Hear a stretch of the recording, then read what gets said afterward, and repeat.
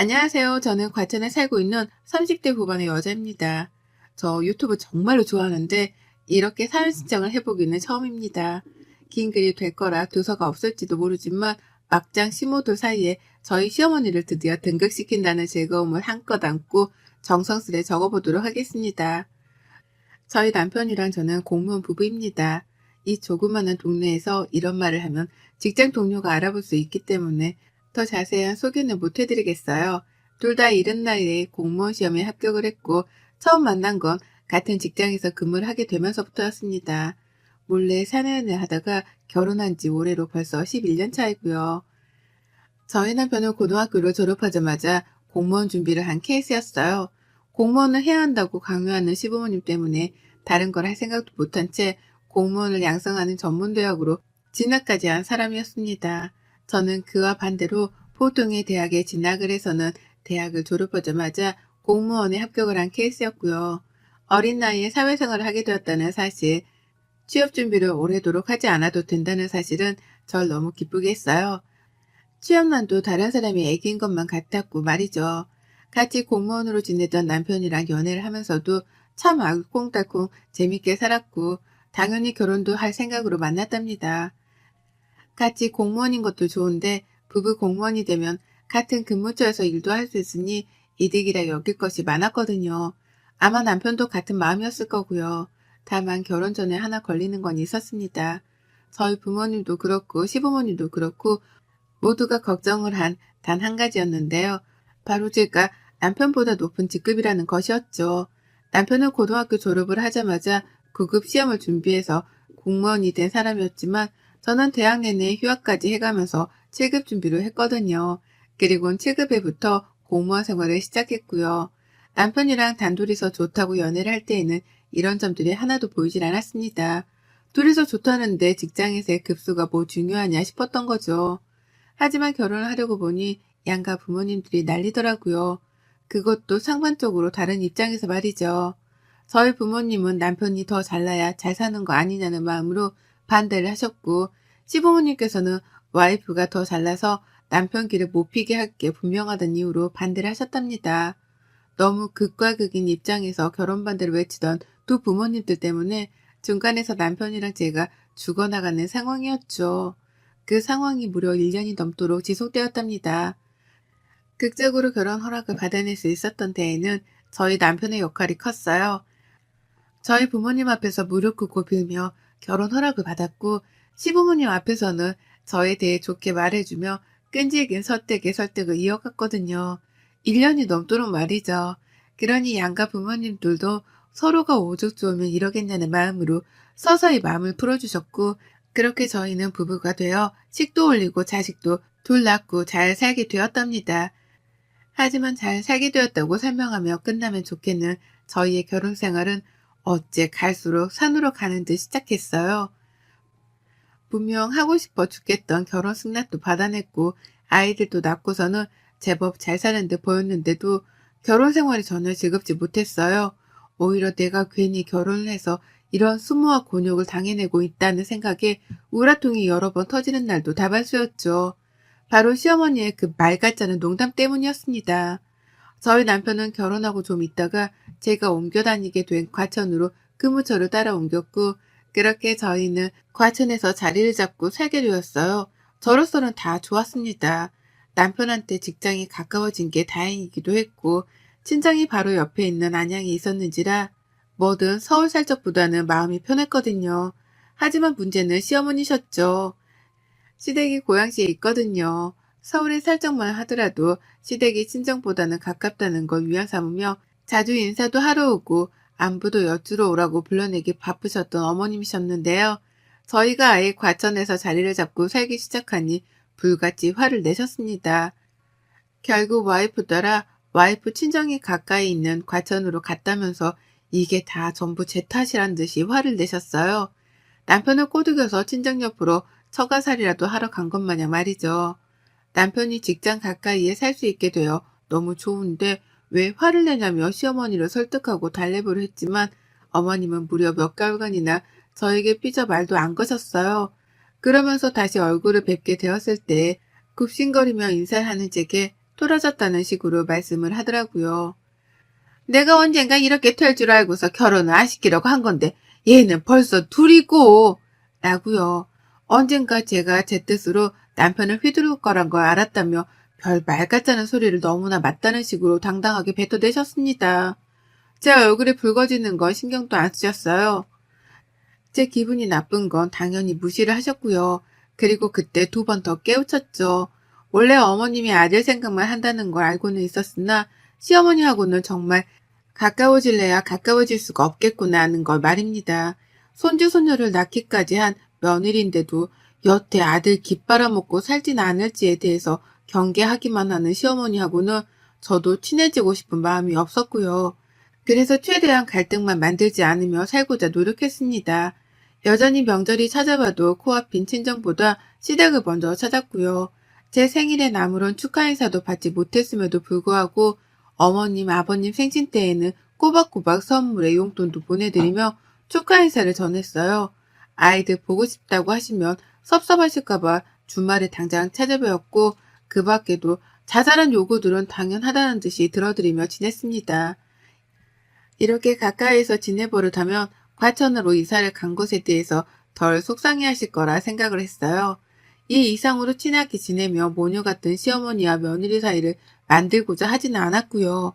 하지만 갈등 없이 잘 지내는가 싶다가도 꼭 한 번씩 시어머니의 말씀 때문에 제 속이 뒤틀리곤 했습니다.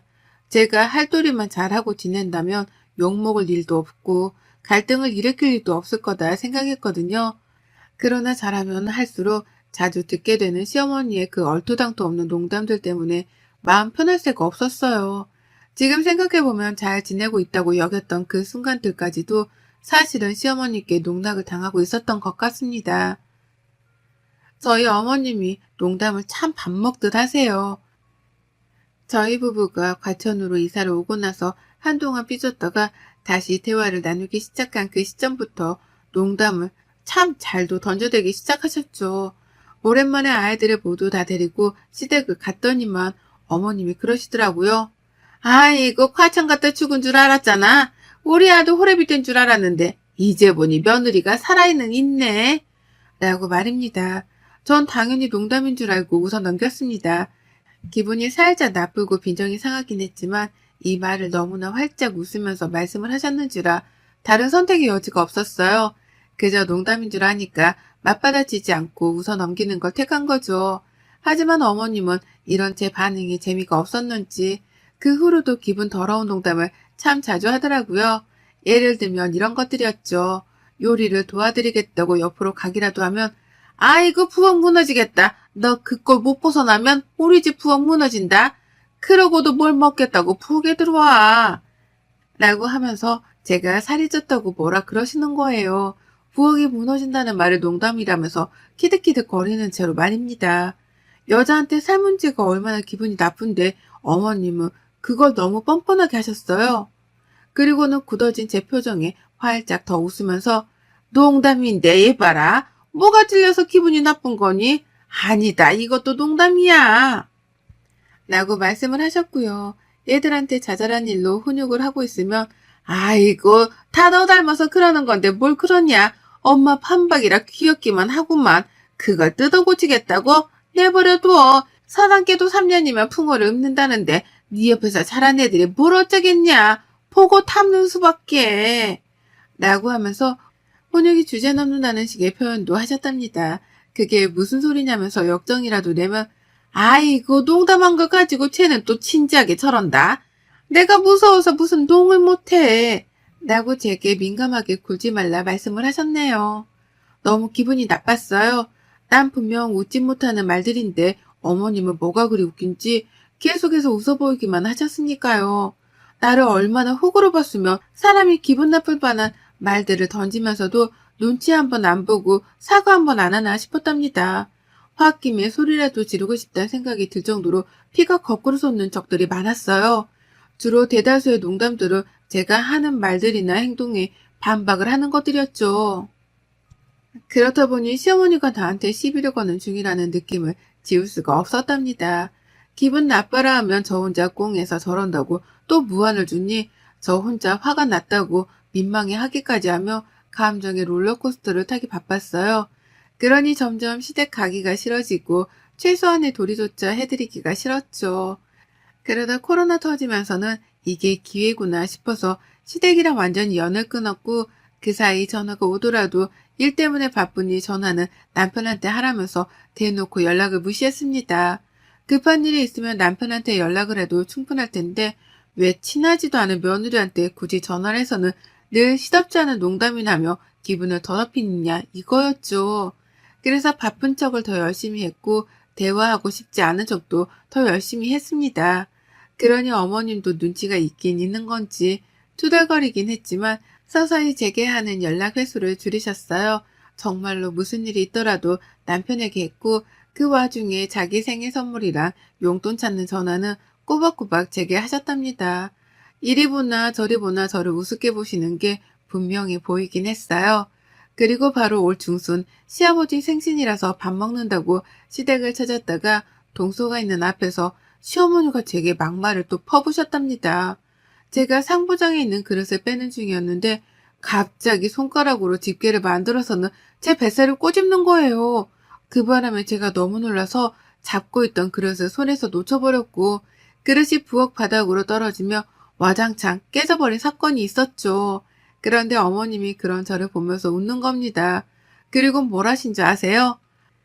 아이고, 치살 잡혔다고 돼지가 놀래 자빠졌네. 라고 하며 웃는 거예요. 미친 사람처럼 말이죠. 동서도 웃지 못하고 있었고 저도 너무 놀라고 기분이 나쁜 나머지 시어머니를 노려만 보고 있었습니다. 그릇이 깨졌고 사람이 다칠 뻔도 했는데 이게 웃긴 일인가 싶어 황당해 말이죠. 그러자 어머님은 그제서야 저랑 동서 눈치를 보며 말씀하더라고요. 농담이라고 말이죠. 눈에 보이는 살집이 너무 방대해서 잡아보고 싶었다는 걸 이유라고 들먹이셨답니다. 저는 사과를 하는 건지 더 엿을 먹이는 건지 알 수 없는 이 대답을 들으며 황망한 채로 깨진 그릇을 치웠고요. 동서는 뒤에서 쌀벌한 시모와 저의 농담을 들으며 겁이라도 질린 건지 말도 못 꺼냈어요. 그날 저는 밥 먹는 내내 입을 다물었고 시어머니랑은 눈도 안 마주치고 애들만 돌보다 밥을 다 먹자마자 시댁을 나왔답니다. 제가 나오니 남편도 뒤따라 나왔고 그렇게 집으로 와 펑펑 울었어요. 도대체 시어머니는 나한테 멀쩡한 말을 해주질 않는다며 속에서 유분이 터져나와 결국 울음까지 터뜨린 거였죠.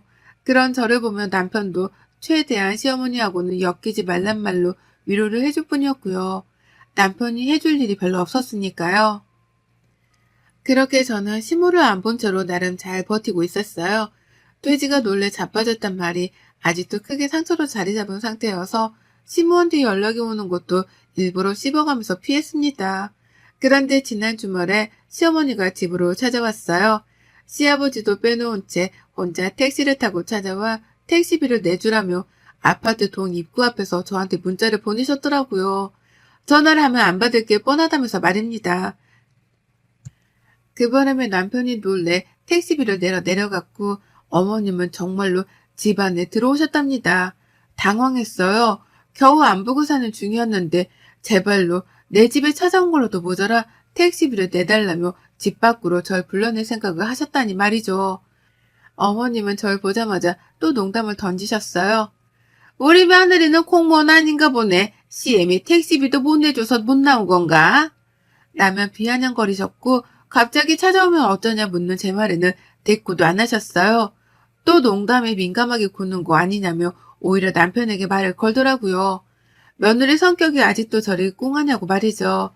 제 앞에서 오고 가는 이런 말들, 그것도 내 집에서 오고 가는 시어머니의 막말 참을 수 없었습니다. 꿀같은 주말을 방해하는 것만으로도 대역죄인데 집에 들어온 그 순간부터 한마디도 쉬지 않고 제게 막말을 퍼부어대셨어요.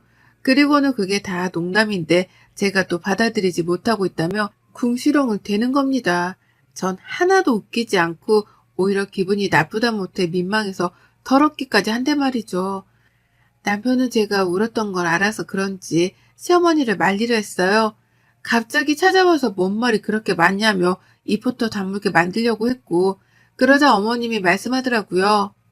아이고 네 와이프 밥만 처먹는 게 아니라 서방도 쳐 잡숴 드시겠다니 왜 이렇게 네 마누라 눈치를 보고 있어? 니들 결혼할 적부터 내가 그렇게 걱정했던 게 바로 이런 거다. 어디 서방을 기도 못 펴게 해? 라고 말입니다. 자신이 무례하게 구니까 남편이 제 편을 들어주는 건데 그건 까마득히 이해도 하지 못한 채 오히려 저를 향해 또 막말을 퍼붓더라고요. 제가 서방을 잡아먹으려 한다고 말입니다.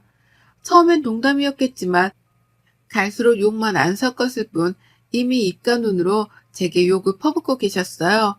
전 그런 어머님께 울컥할 뻔했지만 더 이상은 또 울지 않았습니다. 순간 울 뻔하긴 했거든요. 방어도 못한 상태에서 시어머니가 다다닥 쏘아댄 막말에 마음이 너덜너덜 했거든요. 하지만 이번만큼은 울지 않기로 했어요. 남의 집에 와 역정부터 내는 시어머니의 코를 내가 먼저 납작하게 해주고 쫓아내야겠다 싶었던 겁니다. 그리고 전 그렇게 마음을 먹자마자 장착된 굳건한 마음으로 시어머니를 향해서 똑같이 막말을 퍼부어대기 시작했어요. 그동안 저한테 농담이라면서 퍼부었던 막말들을 똑같이 기억하고 있다가 똑같은 방식의 언변으로다가 뱉어낸 겁니다. 우리 어머님은 가만 보니까 주제 파악을 못하는 게 분명하네. 귀하디 귀한 아들내미인 것 같은데 밖에 나가 물어보세요.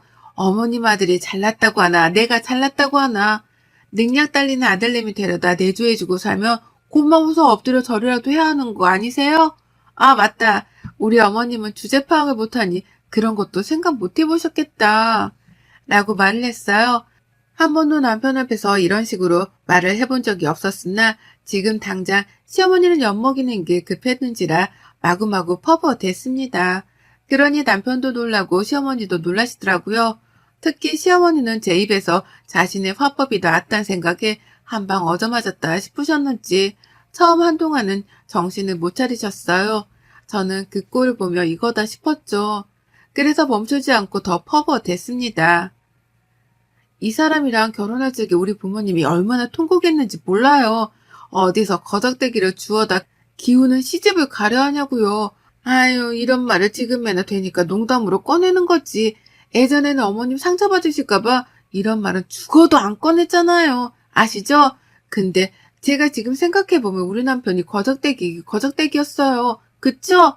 대학 졸업장도 없고 있는 거라고 공무원이라는 게 전부인데 저도 참 정신이 나갔었네요. 그쵸?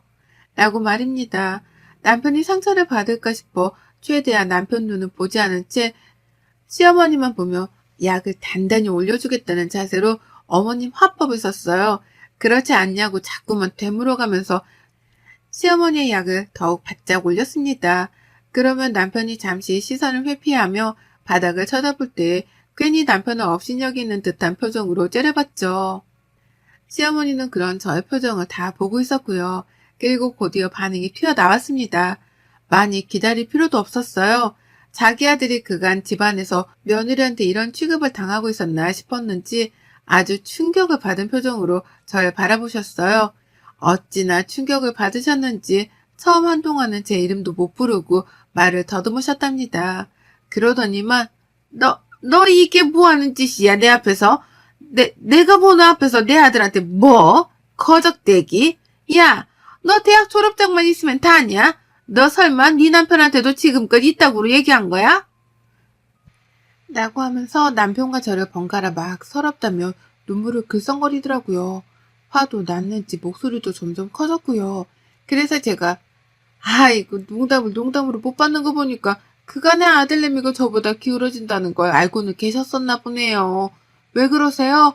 어머님 좋아하는 농담을 저도 해드린 것뿐인데 뭐 상처를 크게 받았나 보네요. 이제라도 주제 파악을 하신 건가? 라면서 더 크게 웃어 보였습니다. 어머님이 그간 저한테 하셨던 것처럼 저도 농담인데 왜 그러냐며 막 웃어 놀렸어요. 더 야구를 하고 바짝 웃었죠. 그러자 어머님은 우라통이 너무 나셨는지 감정을 주체하지 못하고 막 소리를 지르셨고 그걸 말린다고 남편은 어머님을 끌어안았어요. 순식간에 집안 분위기는 개판이 되었고 어머님은 급기야 화를 내다 울음을 보이셨습니다. 그리고 전 그 타이밍을 절대로 놓치지 않으려 했어요. 우는 시어머니의 얼굴을 보고 사과를 하기는커녕 더욱 바짝 약을 올리다 못해 속 터지게 해드리고자 했답니다. 우는 어머님 앞에서 아이고 우리 어머님 그간에 모자란 아들한테 시집온 저한테 미안한 게 많으셨나 보네요. 왜 우세요? 하긴 뭐 나 같아도 내 자식을 이렇게밖에 못 키워놓고 더 잘난 며느리한테 장가 보내면 미안해서라도 며느리한테 엎드려 절만 하고 살겠어요. 아니지, 어버 키워야 하나? 라고 하며 좋다고 웃었더니만 어머님은 결국 제 분을 참지 못한 채 머리를 뜯다 도망을 치셨답니다. 눈물만 왈칵 쏟는 모습을 며느리 앞에 보이며 자기 머리를 뜯으며 집을 나가버리신 거예요. 할 말도 없는 와중에 며느리가 맞는 말만 해가면서 자신이 했던 화법을 똑같이 쓰니까 반박할 여지가 도무지 없었던 겁니다. 그러니 도망을 가는 방법을 택할 수밖에 없었던 거죠. 저는 도망치는 어머님을 잡지 않았고 나가 붙잡으려는 남편을 붙잡았어요. 내가 지금껏 이런 식의 농담을 어머님으로부터 당하고 살아왔다고 말을 하니 남편은 바로 시어머니를 따라가기 포기했답니다. 그리고 전 어머님이 엘리베이터를 채 타기도 전에 들으라며 문을 쾅 소리까지 내며 먼저 닫아버렸어요. 두 번 다시 내 집으로 먼저 들어올 생각도 하지 말란 일종의 경고였죠. 그리고 그날에서야 저는 비로소 지난 세월 동안 시어머니로부터 들었던 수모를 말끔히 씻는 듯한 개운함을 느꼈답니다. 한두 번도 아니고 매번 그런 식의 비아냥거리며 내 속을 뒤집는 게 참 역겨웠는데요. 자기 아들 욕보이는 말을 더 해가면서 똑같은 화법으로 쏘아대니 바로 나가 떨어질 줄이야. 이렇게 쉽게 어머님이 무너질 줄을 상상도 못했네요. 그간 얼마나 자신의 아들을 핸디캡으로 생각했으면 저리 민감하게 반응을 하실까 싶어서 오히려 지금은 우습기까지 합니다. 이제는 저 스스로에 대한 방어를 충분히 한 후 시어머니를 마주할 생각이에요. 뭐라도 또 한마디를 하신다면 이날 어머니께 뱉어낸 막말 그대로 복사 붙이기를 해서는 시어머니께 또 들려드릴 거랍니다. 아들 생각해서라도 며느리 앞에서 잘하라고 말이죠. 그럼 어머님은 또 자존심이 상해 화를 못 이기다 저에게서 도망을 치시겠죠. 전 이제 더 이상 어머님이 무섭지도 않고 피하고 싶지도 않습니다. 무슨 말을 해야 어머님의 입을 꾹 다물게 할 수 있는지에 대해 잘 알기 때문에 늘 이날의 대화를 제 입안에 장착하고는 어머님을 뵐 거예요. 벌써부터 다음번 만남이 기대가 되는 것도 참 신기할 따름이네요. 여러분의 생각은 댓글로 남겨주세요. 오늘도 시청해 주셔서 정말 감사합니다.